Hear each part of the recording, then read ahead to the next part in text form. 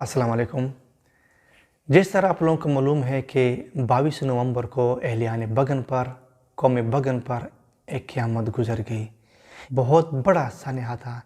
जिस रात को लश्कर कशी की, जिस रात को हमला किया गया ज़ेनिबून की तरफ से, मुखालिफ फरीक की तरफ से, बगन पर जो हमला था यकीनन बहुत बड़ा हमला था, बहुत बड़ा वाक़या था। बगन बाज़ार जल गया और साथ साथ में 3-4 गाँव को आग लगाकर राख कर दिया, जलाया। जिस रात को 4 बंदों को ज़िंदा जलाया, जिस रात को 2 बंदों को ज़ब्ह किया, यकीनन बहुत बड़ा वाक़या था। दूसरी तरफ बदकिस्मती से मीडिया ने भी कवरेज नहीं दी।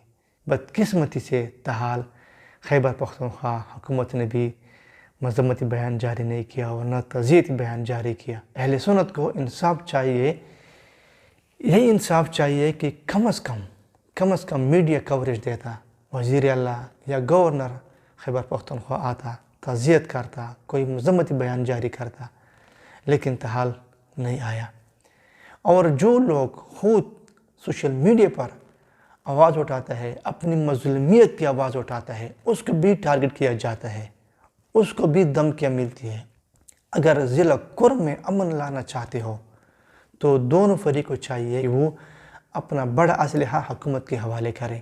जिस तरह एपेक्स कमेटी में ग्रैंड जर्ग में फैसला हो चुका है कि इस बार जो भी हो, जिस तरह भी हो, दोनों फरीक़ैन ने असलहा जमा करना होगा। और हुकूमत को भी चाहिए कि कोई फ़रीक माने या ना माने, कोई फ़रीक माने या ना माने, लेकिन हुकूमत को खुद चाहिए कि वो फौरी तौर पर दहशतगर्दों के ख़िलाफ़ ऑपरेशन करे, फौरी तौर पर असलहा के ख़िलाफ़ ऑपरेशन करें ताकि इलाके में अमन हो।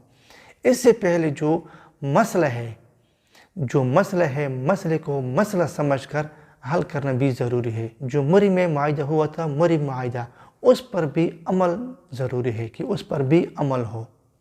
जिस फरीक ने भी खिलाफ वर्जी की हो, उस फरीक को जुर्माना किया जाए। कोई फरीक माने या ना माने, कोई फरीक माने या ना माने, लेकिन हुकूमत को चाहिए कि वो फौरी तौर पर ऑपरेशन करे।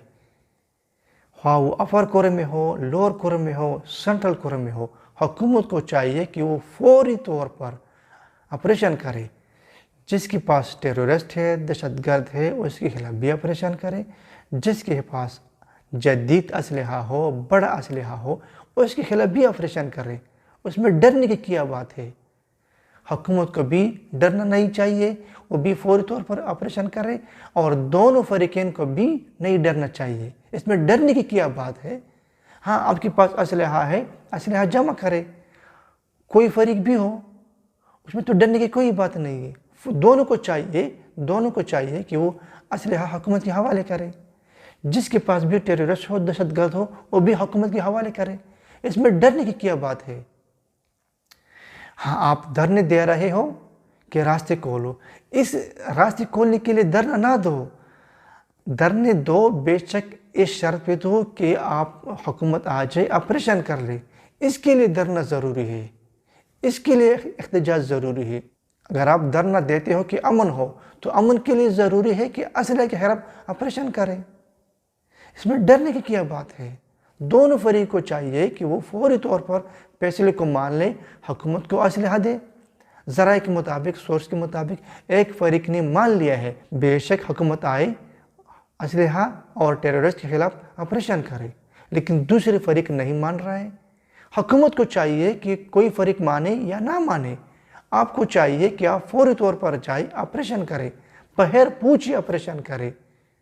ये तो गवर्नमेंट की जिम्मेदारी है, हुकूमत की जिम्मेदारी है, फ़ौज की जिम्मेदारी है कि जहाँ भी किसी के पास असलहा हो, टेररिस्ट हो, वो फौरी तौर पर जाए, ऑपरेशन करे।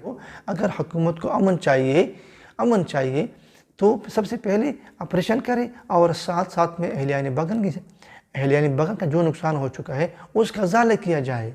यकीनन अरबों का नुकसान हो चुका है, हुकूमत खुद आ जाए, खुद देख ले कि कितना नुकसान हो चुका है बगन में, उसका इज़ाला किया जाए।